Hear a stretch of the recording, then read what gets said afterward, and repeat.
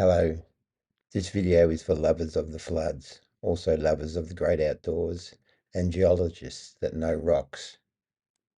These photographers are basically spies, working for their boss who would say, "You're going out to Australia to photograph all the resources dumped on the country after the flood."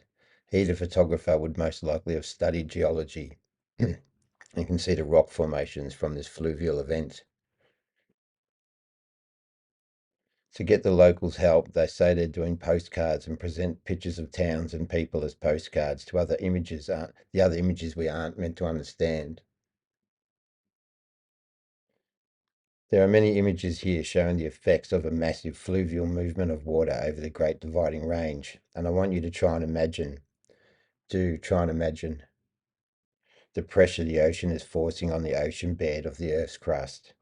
Along with all the currents and wind, certain parts of the ocean would be heavier, so the pressure's got to give, forcing the crust to collapse and spread lava and other materials around, changing the formation and spreading those materials with the effects of earthquakes, tidal waves, and volcanoes popping up all over the world. So that's how it happens. There's a massive change in the weight on the Earth. Now we take some of that ocean, so we take Bass Strait, and we dump it straight on top of Mount Kosciuszko. And you watch what that does to the landscape. I mean, it's incomprehensible to try and imagine that much water just being dumped on top of Kosciuszko. But eddies would have formed and whirlpools would have formed thousands of meters up. So let's look at what this photographer, Mr. Ferguson, is trying to show his bosses in regards to his geology understandings of what's going on here. So I'm saying the water rushed over everything, rushed over that, gave formation to that, eroded the soil, the ground, gave formation to that.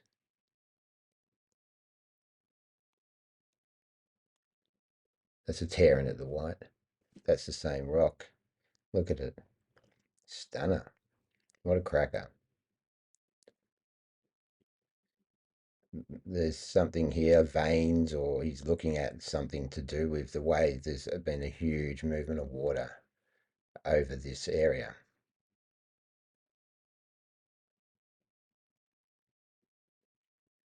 And here you can see the candles lit it up, so it must be quite dark.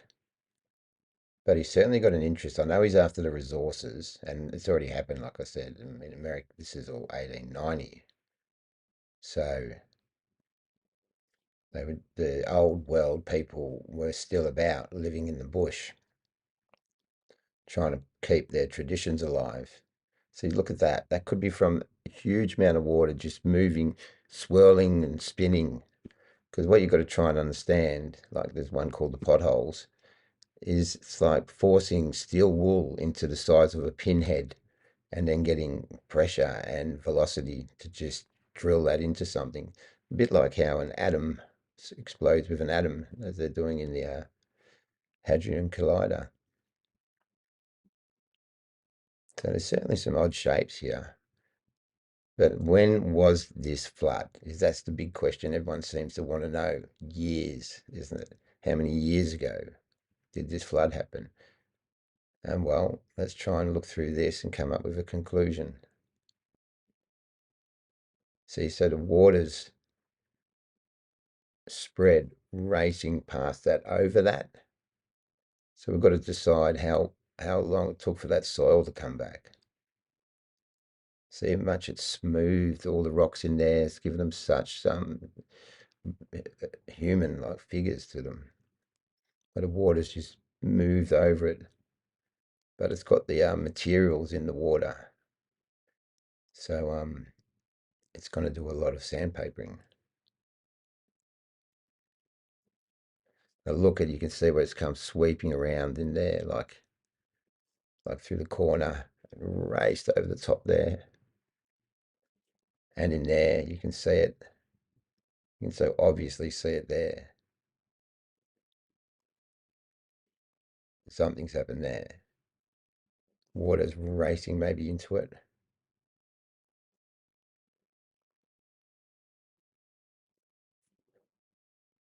So you've got to try and work out how long the land has taken to heal, because the pictures that don't give us any real idea of time is the fact that all the dead trees are still standing. Like, I'm going with the Abyssinian start of the Abyssinian Empire, that something may have happened then. Because in regards to how they trick your mind is they just give you a map and say that's how life is, like football and hating the neighbours. But look at all the wear on here in Sorrento. Now we'll go up to Ballarat, where that must have been. So if it's 6,000 years ago, that means that those buildings in Melbourne were 6,000 years old, that the old world was, say, 6,000 years old, and for 6,000 years we lived in a metaphoric way with pagan beliefs. But I don't believe it was so pagan, unless that was the people that came over to Australia. The reason the population was so low is they're the ones that wanted to be a part of the old world, and everyone was trying out this new capitalism. But there wasn't much. So, I mean, the population of white people is small, and the population of black people is written off as if they're non existent. But how come there was a billion?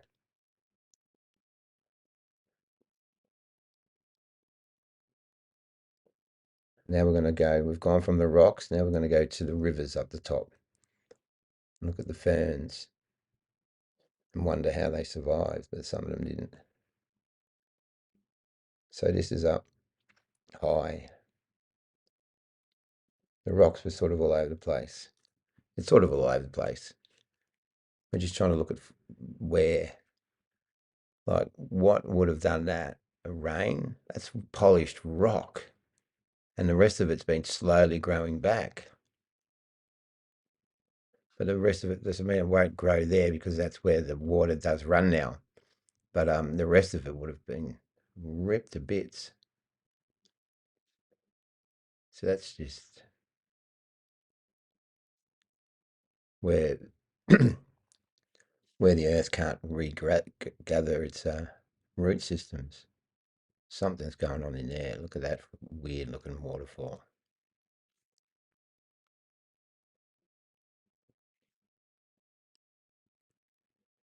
Some nice falls. That's the rock formations we're looking at. What's happened to these rocks? We have to work out. See here, you can sort of see where the water would have come down and given it a cathedral appearance. It's what would have carved it out. So in there would be huge eddy spinning and spinning and spinning from all the water above it and all the materials in it just ripping it off like steel wool down to a pinhead.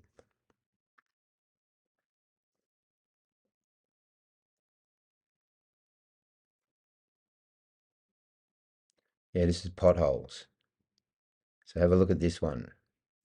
That's exactly what I'm talking about. Those types of markings in the rock have happened from eddies well up high in the mountain. Now we've also got the 30 days and 30 nights of rain. And I don't know if that would be a rain event could generate so much water to do that damage, even 30 days, but it's not going to really flood on top of Kosciuszko. You need the water to dump there in one big foul swoop to make it a flood that starts from the top of the mountain range, a flood from the top of the mountain range. And if anyone's been up to Kosciuszko, they'll know that it's covered in sand, and the Snowy River's covered in sand. Now we're going a little journey down the Snowy,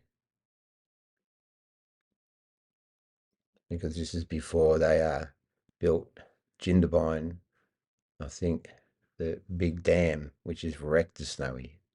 But you can see sand there. How did the sand get there?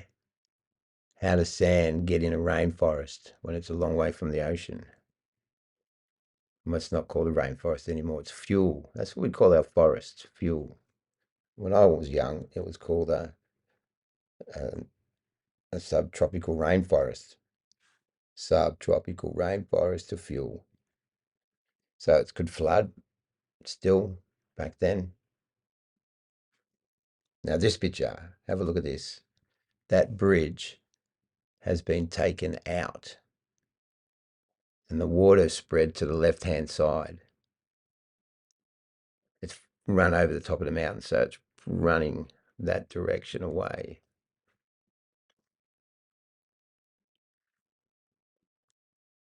I'm not red, and it's run across the flatlands there, just taking everything out. Like you would have seen it in the other one where the river's changed its direction. Now I think canoes were called just a bark. We'll take a bark. There's a bark canoe.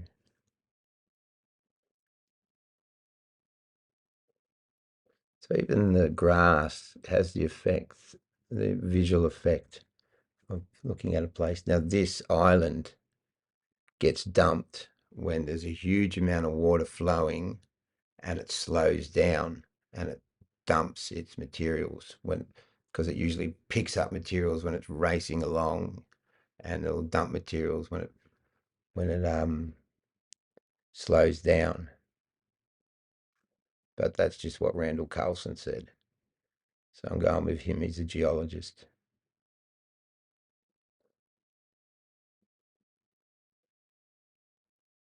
So you can see in the right hand side something's happened there where there's been no regrowth.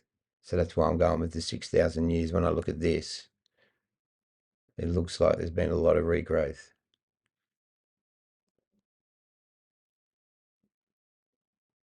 And I'm also saying that the reason why Australia's population was low and there was an Aboriginal race here, but how long? I mean, the buildings would be 6,000 years old then. Everything would be 6,000 years old, pretty much. So yeah, build it like no one can knock it down. Right now we're going to see the effects of the bushfire. How bad this bushfire was, which can only come from lightning strikes.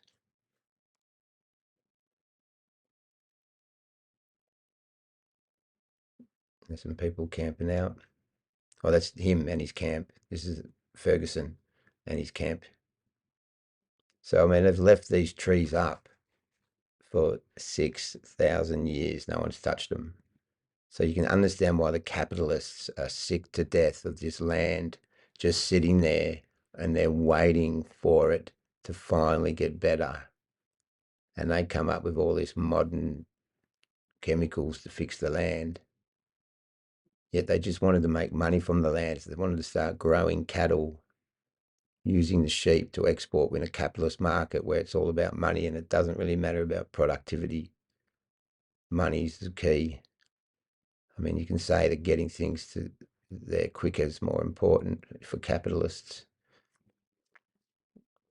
but it's just about devouring the world now. See, look at all that dead trees out there and these little girls just ride around. Imagine your mother. Oh, one of those trees will fall down. No, they've been up for 6,000 years, Mum. We'll be all right. So living in sticks,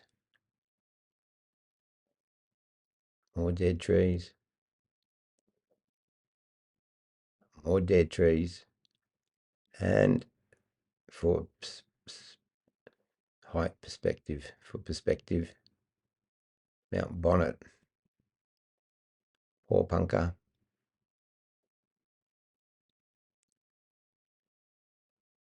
What are hops? They say it's hop picking for the alcohol, but I know that's Oregon has gigantic weed plants. I honestly think they're just picking weed because weed's much better.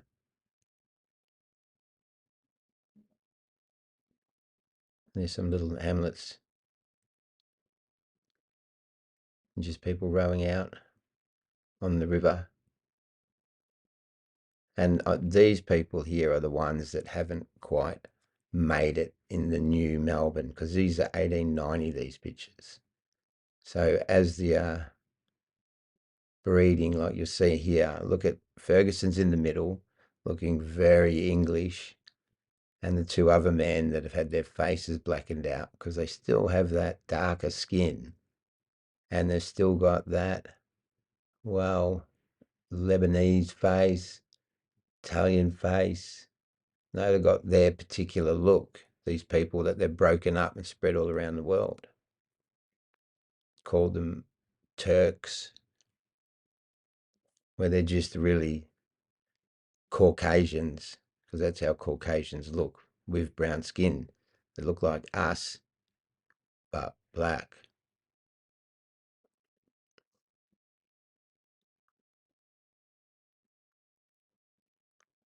Herman's Creek, Gerich. So he's done an extensive Australian tour that I've managed to get all these negatives, enhance them, get the captions, which takes an eternity, and publish it. Publish the whole thing in about 12 hours, a bit longer. So a day, 12 hours a day, maybe 12 hours, and get it out to my faithful notification people. So that road's a bit knackered.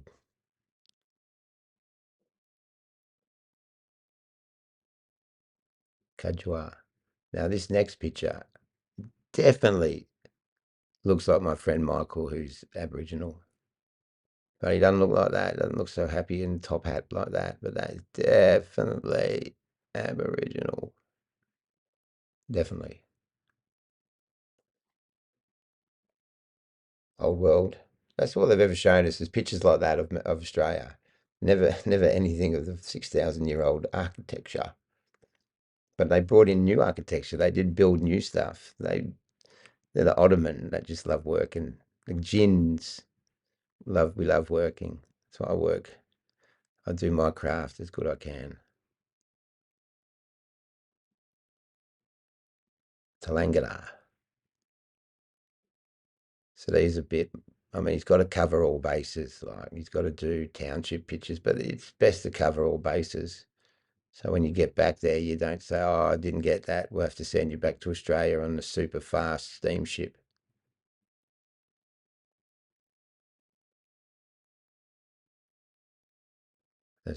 So he's gone to Ballarat. He's gone to Benalla. 1, 2, 4, 6, 8, 10, 12, 14, 20 head of cattle on that. Now this picture is what I'm saying. He is a prince and his family sold out and he had to leave Melbourne because he probably didn't want to work like a mongrel. So he's got his entourage that follow him around and he's still keeping up his culture and traditions that are thousands of years old, these traditions, but they've been swapped over for can of Coke and the footy. But it's not a country fancy dress parade. It's the old world. And if you look at these people here, they are, the vagabonds, the bohemians. They're us we're them in this world now. That's us, not them. Probably there could be us too, but the other people. So look at all the rocks scattered along in there from the huge wave. I mean, that's the kind of stuff that's just thrown around in the wave. Rocks like that out there in Ocean Grove. The whole landscape of the country altered. Animals were made extinct. Nearly the human race was extinct. And the old world technology's gone. And they reactivated some of the technologies, but you need a conscious connection for the electricity because no one fear about artificial intelligence because electricity is conscious. It's the only thing that can kill you and then bring you back to life. You need a jolt of electricity. So don't worry about electricity. It's just playing with us. It could do whatever it wanted to, if it really wanted to. And sometimes it does.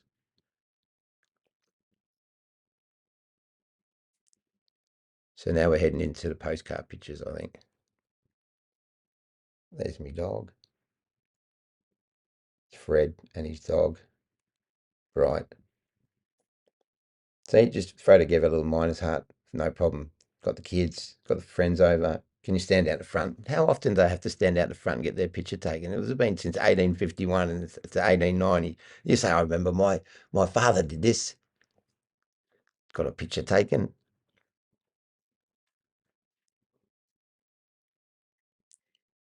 Mud brick making. No, that's mud brick making. And here, I don't think he's been to China, and I think everyone was having a go at whatever they wanted to do. So you live by the caption. You've got to caption your work. You've got to caption your work. You've got to write captions. Digger's hut. Warden. Should say wooden. Warden. That is probably 6,000 years old. Could be, because it got burnt and it survived. If you don't touch it, how long does it last? And if no one touches it, and there's King Billy Correndor. So he's gone and got the, I mean, they'd be on a curfew, I'd say, but this, I don't know, like, should be curfew.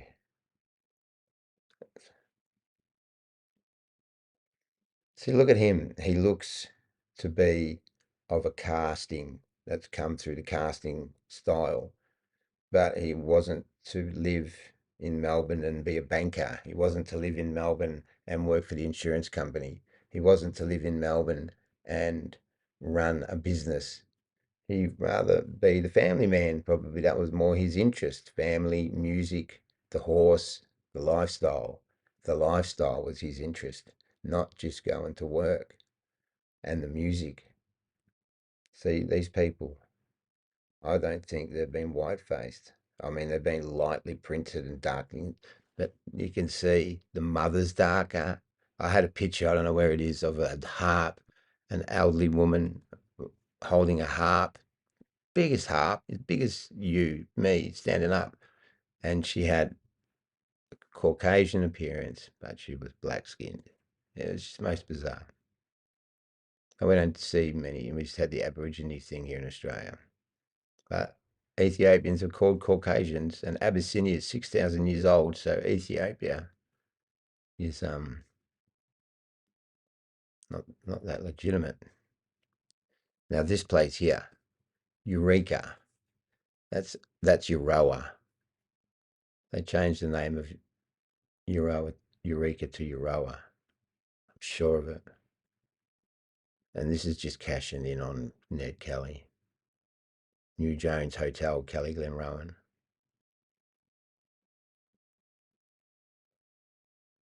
It's a great picture, that. It doesn't beat this one. Look at that. That's everyone staying at the hotel. Now you tell me, everyone's drinking. Everyone's a drunk back then. Everyone loves a drink. But we're not going to have a photograph. Hey, can you put your beers away, please? We don't want to show you drinking. We just like advertising it. Bullshit. That's classic. Probably knocked down. Doesn't that look new? How brand new does that look? And this is like king architecture. Good architecture, that. And my favourite, we like trains, little trucks, where they're shoveling shit in the trucks. That little crane's there. He got a picture of his infrastructure. Well done, Ferg. Brand new bridge that they built. Or is it Old World? Because it look at the foundations. They're similar to the one that could be Old World foundations. Old World Bridge. Crazy. They tell us lies all the time. That locomotive looks pretty old, so it's guaranteed 1890. That's what I probably got the A1 and the A2 out, just to make sure that we could never find dates with locomotives, because the other stuff was much more powerful. And this is where we'll finish up in Ballarat again. And we can see that underneath all the soil was asphalt, because all the soil's still there. And 1890 people. That's what it says on the caption anyway. So I hope you enjoyed that. I hope you can sort of understand what I was trying to point out in regards to a huge amount of water was dumped on top of Kosciuszko, and it ran all over the mountains and made some of those formations in the rocks. So thanks again. Bye.